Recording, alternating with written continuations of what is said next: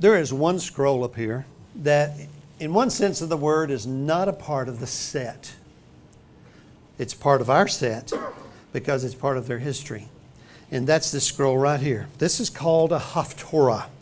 There's been many times in Israel's history that Gentiles ruled the country. Every time it happened, the first thing the Gentile ruler wanted to do is to get rid of that which Jewish people were most passionate about, and it was always their Torah scrolls. And they would find them, burn them, bury them, destroy them one way or another. And rabbis got smart because they were going to lose God's word this way. And so they discovered that they could take everything or most things that the Torah, these prophet scrolls said about the Torah, and combine that into another scroll. And it's called Haftorah, which literally means of the Torah. And that's how they preserved God's word of the Torah. And when the Gentile rulers would come in and find them studying this, they didn't care because they recognized it as not being God's word. It was of God's word. And so this one right here, they started using the Haftorah about the 4th century to try to teach little boys and girls how to read and write Hebrew. You see, in Hebrew, there's 22 letters, and they're all consonants, no vowels. So quickly think in your mind of your first name. Remove the vowels, pronounce your name.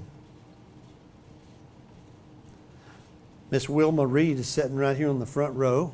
Wilma, how do you pronounce your name without the vowels? Impossible.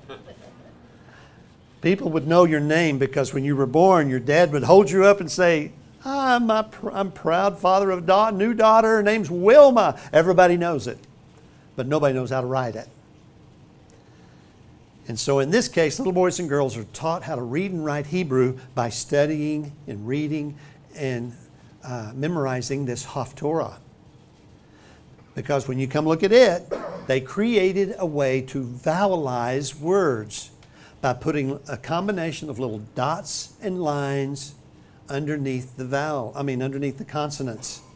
They'll give you the long or short O, A, E, I, O, and U sounds, or whatever they do.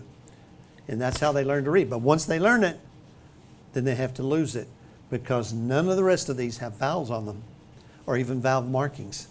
Now, when I went to seminary just a couple of years ago, I had to take Hebrew, I had to take Greek, and you take those classes, and when you were young and dumb like me, you memorize, regurgitate, and forget.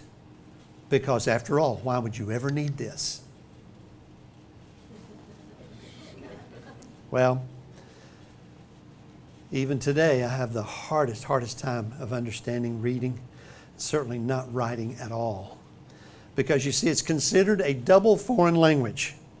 Because not only is the sound foreign, the characters are foreign. It's not like comparing English to Spanish where the characters are the same. They've got the same alphabet we got. Pronounced differently, combined a little differently. But it's only what they call a single foreign language. But in this case, it's a double foreign language. So it's extra hard. Now, some people would say, it can't be that hard.